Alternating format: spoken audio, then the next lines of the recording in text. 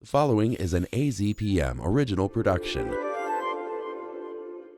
Arizona Science is supported by Research Corporation for Science Advancement. For Arizona Public Media, I'm Tim Swindle, Professor Emeritus of Planetary Science at the University of Arizona, and this is Arizona Science.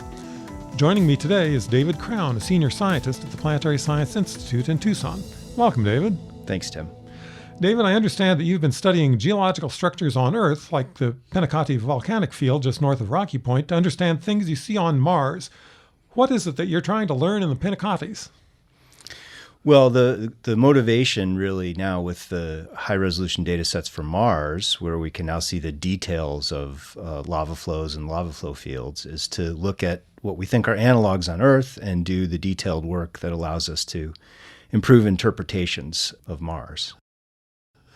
What are the lava fields on Mars that you're applying this to?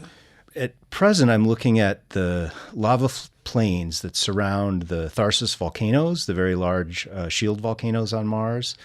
Most people are aware of Olympus Mons and some of the noteworthy structures there, which are 20 kilometers tall and hundreds of kilometers in diameter. And surrounding those are lava plains that stretch another 1,000 or more kilometers in distance. Are the Pinacates shield volcanoes like Tharsis? There is the Pinacates, there's a shield volcano and a collection of cinder cones and lava flows and also explosion craters, including crater Elegante, which was a training site for the Apollo astronauts in the 1960s.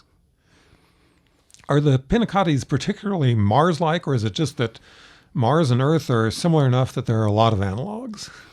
Well, there are a lot of analogs, and the Pinacates are a basaltic composition, which we think the lava flows on Mars are. And it's a nice environment, an analogous environment in some ways because it's dry, and there's a very large sand sea, the Gran Desierto, largest dunes in North America, which border the Pinacates, and the sand is blown across the volcanoes, much like you would have on Mars. How does the information that we have for the places you're studying on Mars compare to what we're able to see about the Pinacates? Well, we have pretty good coverage now with orbital imagery for all of Mars at about 5 meters per pixel. With the HiRISE camera, which is based here at U of A, we have higher resolution down to a meter or less for just select areas. And we also have good topographic data sets now for Mars, which allow us to do much more detailed and more quantitative studies of Martian landscapes. In the Pinacates, we're going down to look at basaltic lava flows, look at how the flows interact with the topography. So they kind of bump up against some old granitic knobs. And so we're looking at that interaction, and then also looking at how the sand covers the flow, and then also just trying to understand the basic emplacement processes associated with, in particular, the Ives flow, which is a young flow at the southern tip of the Pinacates. You're working on terrestrial analogs, you're using data sets on Mars. What's the next step in understanding Mars? Well, continued collection of orbital data sets, I think, is important. We can look at surface changes. We're not seeing eruptions today, but that helps us understand the landscapes.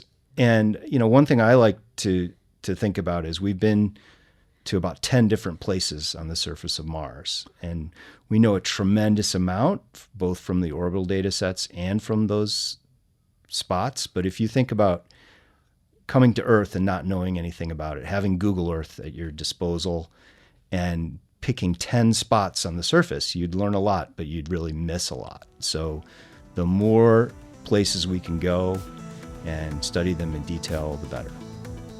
Good luck with the stuff that you're doing.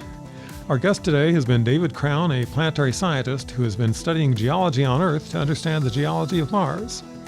This is Tim Swindle, and you have been listening to Arizona Science. You can also listen to this and other Arizona Science segments by going to the AZPM website at azpm.org.